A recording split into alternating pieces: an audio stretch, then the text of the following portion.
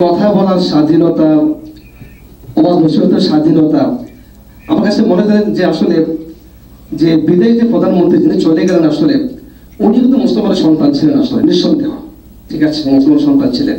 কিন্তু ওনার আমলে যে আসলে যে ওয়াজ মাহফিল সব বন্ধ হয়ে গেছে। আর ইউনূস সরকার সাহেব আসার পরে বলছেন যে ওয়াজ মাহফিলের জন্য কোনো অনুমতি লাগবে না, কোনো অনুমতি প্রয়োজন নেই, ওয়াজ করবে আলেমে না, ওটা তারা দিনের কথা বলবেন। তাহলে একজন মুসলমান দেশে বললেন যে ওয়াজ মাহফিলের জন্য কোনো অনুমতির প্রয়োজন নেই, তারা নির্দিষ্ট তারা কি ওয়াজ করবে, তারা কথা বলবে, তারা দিনে আলোচনা করবে। আর একজন কি বললেন যে আসলে না, কোনো ওয়াজ মাহফিল এভাবে করতে দেওয়া যাবে না, 144 জারি করো, এই করো সেই করো, আসলে এইভাবে আসলে তো সবকিছু মিলে আসলে কঠিন অবস্থা আসলে বিগত 15 বছর গিয়েছে জাতির জন্য।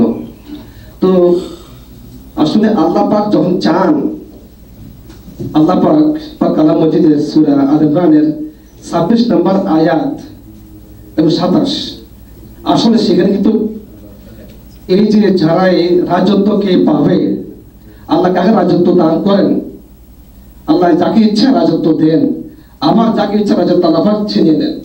যে কুলিল্লাহুম্মা মালিকাল মুলকি তুতিল মুলকা মান তাশা ওয়া তানজিলুল মুলকা মিম্মান তাশা ওয়া তুইজ্জু মান তাশা ওয়া তুযিল্লু মান তাশা বিয়াদিকাল খায়র। এখানে দেখেন যে ওয়া তুইজ্জু আর ওয়া তুযিল্লু, এই দুই শব্দ এখানে আছে।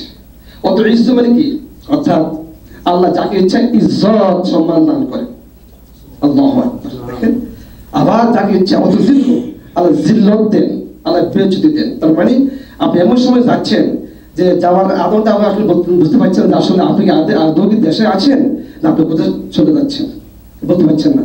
কেবল খাবেন নাকি খাবেন না, কি মরে যাবেন নাকি বাঁচবেন আসলে।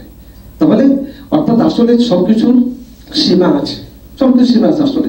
তো যখন মানুষ সীমা যখন ছাড়িয়ে যায়, তখন আসলে সেখানে আল্লাহর আর দয়া আসে না। তখন আসলে যে কোনো মাধ্যমে একজন প্রায় 90 বছরের বুড়া যখন পানি সেদিন বললো এই ঘটনার পরে অভ্যুত্থানের পরে, হুজুর আপনারা তো ওয়াজ করেন মসজিদে, আপনারা তো শুনি সূরা ফিল আপনারা বয়ান করেন, ওয়ারসালা আলাইহিম তায়রান আবাবিল, যেখানে আপনারা তো কিন্তু হস্তি বাহিনীর ইতিহাস বলেন যে সে যখন কাবাগর বাদশাহ আবার যখন কাবাগর আক্রমণ করতে আসছিল যে হাতের যে গ্রুপ বাহিনী নিয়ে, কিন্তু সেখানে কি ছোট ছোট পাখিদের যে মুখে যে পায়ে যে ছোট ছোট কি পাথর, যে পাথর দ্বারা কি হলো এই বাহিনীটা কি সে বিচ্ছিন্ন সে হয়ে গেল।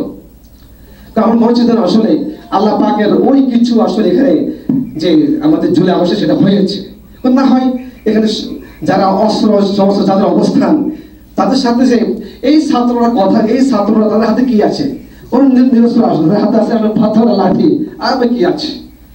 এখানে আসলে আল্লাহর অশেষ রহমত আছে, আল্লাহ দয়াশীল বিধি আসলে এটা হয়ে গেছে। আসলে নিঃসন্দেহ আল্লাহর দয়া, আল্লাহ রহমতের পরিস্থিতি সেটা আল্লাহ ঘটে দিয়েছেন আসলে। তার মানে সীমা ছাড়ার ধৈর্য, সীমা ছাড়িয়ে গেছে সবকিছু আসলে। তার জন্য নির্যাতন, নিপীড়ন, জুলুম সব আসলে ফেলে চলে গেছে। তার জন্য আসলে আল্লাহ পাক এভাবে এই ছাত্রদের মাধ্যমে সেটা হয়ে গেছে আসলে। কিন্তু এখন আমাদের উচিত হচ্ছে আসলে এই যে ছাত্ররা যারা আসলে জীবন দিয়েছেন তাদের দোয়া মাগফিরাত কামনা করা। অনেকে অসংখ্য, কারো চোখ নেই, কারো হাত নেই, কারো পা নেই, কারো শরীরে এখনো তারা ব্লাড বিদ্যুৎ হয়ে আছেন, যেটা খুলতে গেলে ওরা হয়তো মরেই যেতে পারে, এমন অবস্থা আছে আসলে। তো এখন যে দোয়া করা দরকার আমাদের যে আল্লাহ তাদেরকে আশীর্বাদ দান করুন, এবং যাদের মৃত্যু হয়েছে তাদের শহীদ মর্যাদা তারা দান করুন। এবং আজকে যে স্বাধীনতা 71 সালে যে আমাদের যে স্বাধীনতা হয়েছে আসলে, সেখানে যারা অসংখ্য আসলে যারা সাথে বরণ করেছেন তাদের মাফত আমরা কামনা করছি, তার জন্য আমরা দোয়া করছি আল্লাহ তাআলার কাছে। সবার জন্য দোয়া, আল্লাহ পাক আমাদেরকে আমল করার তৌফিক দান করুন, পরকাশ করার তৌফিক দান করুন, দোয়া করার মতো তৌফিক আল্লাহ আমাদেরকে দান করুন। আল্লাহ কাছে আমরা এই দোয়া সবসময় করে যাবো ইনশাআল্লাহ। আল্লাহ আমাদেরকে রহম করুন। আল্লাহ হাফেজ। আসসালামু আলাইকুম ওয়া রাহমাতুল্লাহি ওয়া বারাকাতুহু।